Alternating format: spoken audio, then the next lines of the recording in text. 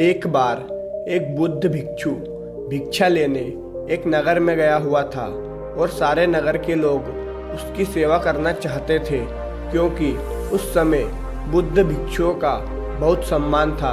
इसलिए जिसे भी पता चलता दौड़ा दौड़ा उस भिक्षु के पास पहुंच जाता। उन्हीं में से एक वेश्या भी थी, जिसे उस भिक्षु के बारे में सुना तो उसने देखने के लिए चली आई, और जैसे ही उसने उस भिक्षु को देखा तो वह देखती ही रह गई।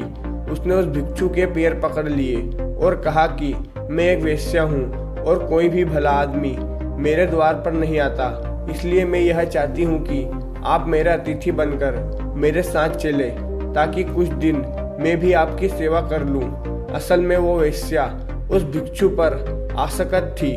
उसने आगे कहा कि हे महात्मा, मैं भी कुछ धर्म कमाना चाहती हूँ, और ये भी हो सकता है कि मेरे भी मन में कुछ ऐसा भाव आ जाए कि मेरा भी उद्धार हो जाए।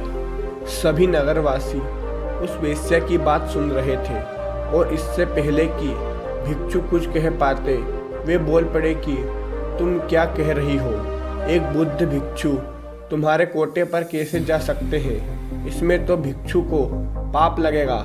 नगरवासियों की बात सुनकर वेश्या ने कहा कि मैं इन्हें अपने पाप को मिटाने के लिए ही अपने साथ ले जाना चाहती हूँ। उनकी बातें सुनकर भिक्षु ने कहा कि मैं अपने गुरु बुद्ध से इसकी अनुमति लूँगा। यदि वो कहेंगे कि तो मैं आपके साथ चलूँगा। ये सुनकर वेश्या ने कहा कि मैं इंतजार करूँगी। इतना सुनकर नगर के सेठ ने कहा कि हे महात्मा, ये पापी है, आप मेरे साथ चलिए, इसका कोठा आपके जाने लायक नहीं है। इतना सुनते ही वो वेश्या बोल पड़ी कि तब तो इस नगर के सारे अमीर पापी हैं, वे भी सभी मेरे पास आ चुके हैं, और सेठ जी आप भी तो मेरे पास आते हैं, तो तुम पाप से कैसे मुक्त हो? तुम भी पापी हो। यदि ये महात्मा मेरा उद्धार करना चाहते हैं तो तुम्हें कोई आपत्ति क्यों होनी चाहिए? नगर का सेठ चुप हो गया, और बुद्ध भिक्षु गुरु बुद्ध के पास अनुमति लेने लौट गए। गुरु के पास पहुंचकर उसने अपने साथ हुई घटना के बारे में अपने गुरु को जानकारी दी। गुरु के सभी चेले ये बात सुन रहे थे और सोच रहे थे कि अब गुरु क्या कहेंगे।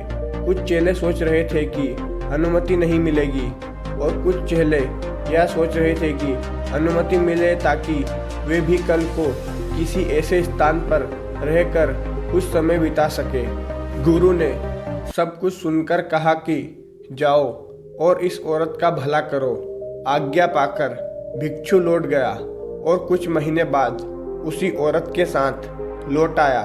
उस औरत के साथ आया देख सभी चेले आपस में कहने लगे कि देखा संगत का असर, आखिरकार इस औरत ने अपना जादू चला ही डाला और अच्छे भले भिक्षु को संसारिक जीवन में जीने वाला बनाकर अब यह शायद विवाह की अनुमति लेने आया है। लेकिन गुरु को पता था कि अपने चेले का, इसलिए गुरु ने उसे आता देख मुस्कुरा रहे थे। भिक्षु ने अपने गुरु के पैर पकड़े और कहा कि हे गुरुजी, मैंने इस औरत का उद्धार कर दिया है।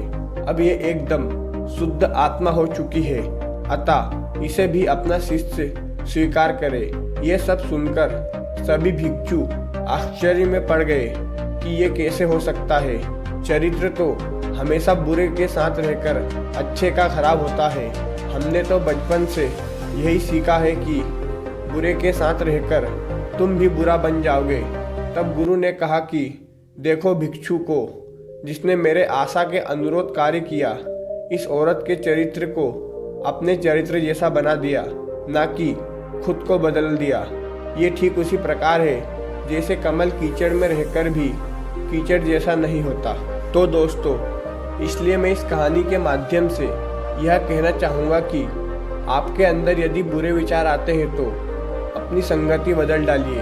अच्छे लोगों के साथ ही अपने आप को ढालने की कोशिश करें। जैसे ही आप बुरे विचारों का स्वागत करते हैं, वैसे ही अच्छे विचारों को अंदर आने दें, उनका विरोध ना करें। जैसे ही आप अच्छे विचार के लिए अपने मन का द्वार खोलेंगे देंगे, आप पाएंगे कि आप एक अच्छे इंसान बन चुके हैं।